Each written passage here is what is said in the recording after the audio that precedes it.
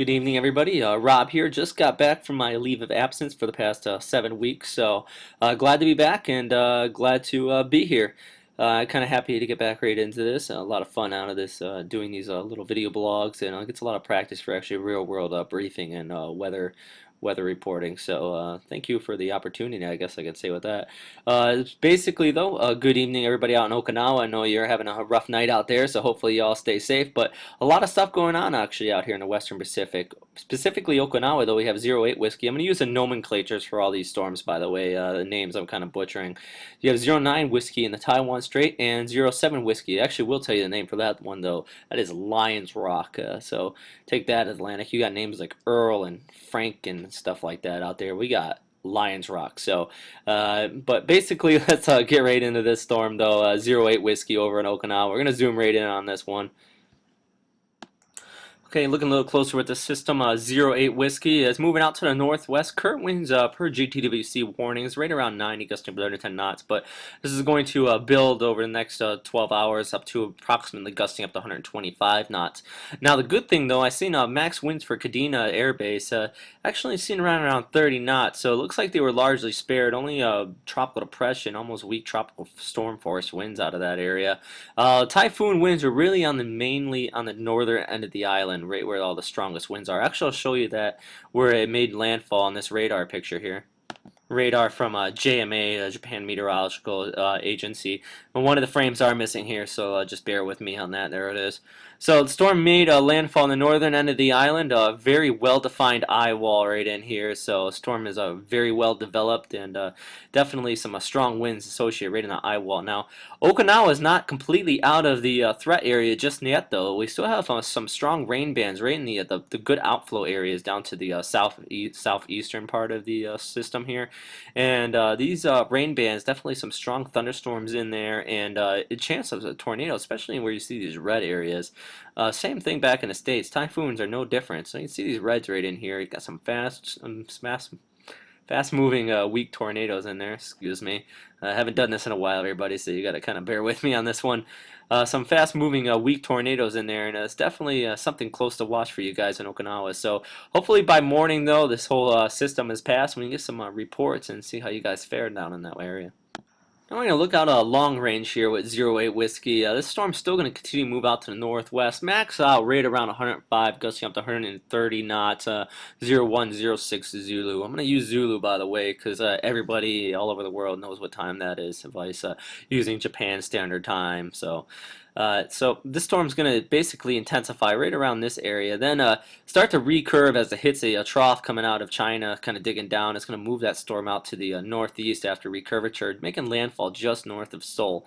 Now, still, all this area in here that storm can make landfall in, but if it does make landfall where it is forecasted to, Seoul's going to have to watch out. A lot of mud flats out in that area, and a little bit of funneling could affect. Now, that basically means that the area, especially the shorelines, a lot like the Mississippi Gulf Coast up in that area. So very flat, very level, and any storm surge could be very significant to that area. So later on down the road, though, we have to closely watch that, of course. But right now, all eyes are on Okinawa as the storm moves over that area, and hopefully we can get some reports out of there soon. Okay, now I want to move away from 08 whiskey and let's talk about 09 whiskey and 07 whiskey right in here. These two storms are actually working against each other, and the same with 08 whiskey. It's kind of sucking in 09 whiskey, and 07 whiskey. It looks like it's starting to get sheared off here already. Actually, it's been around for a while, over a week or two now, and it was supposed to make landfall just northeast of Hong Kong, but now with some shear affecting it, and 09 whiskey kind of playing a pivotal role with its current de-intensification. Not definitely going to not see that landfall anymore, especially at its originally forecasted intensity. Now, with all these storms so close to each other, they're all having a major role on each other. 09 whiskey is kind of starting to shear off the northern portion of 08 whiskey, yet a lot of its outflow is getting sucked into that storm as well, so it's kind of enhancing it to the south. Yet shearing it to the north.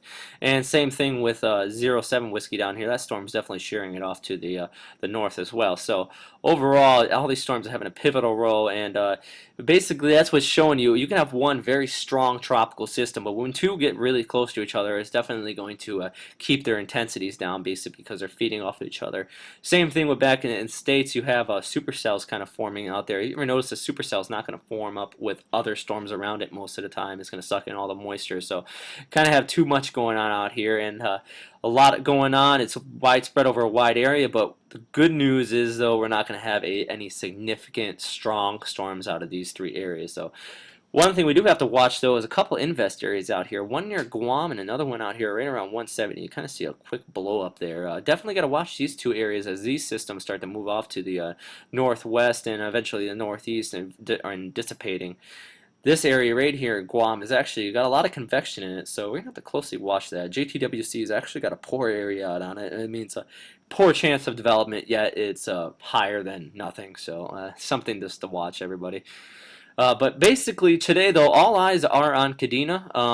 The guy already said max winds right around 30 knots, and definitely got to keep an eye on everybody here in Okinawa. So by morning, though, I'll get some daylight, and hopefully we can get some reports out of there. But that's all for today, everybody. Thank you for listening with me. I'm glad to be back here in Yokosuka, Japan, right up in this area. Nice high pressure up in here, so we're missing all the tropical activity, which is good news. If you want to see where I've been over the last several weeks, though, just check my Facebook page, and I'm sure you can just browse through the pictures there. I've been actually down here to Palau, the Philippines, and back up to Korea. So got a little trip on and seen a lot of good stuff. So good thing I went down, though, when the tropical season wasn't very active, and now it is back home and safe. So have a good night, everybody. Everybody stay safe there in Okinawa, and hopefully to hear from you in the morning. All right, bye.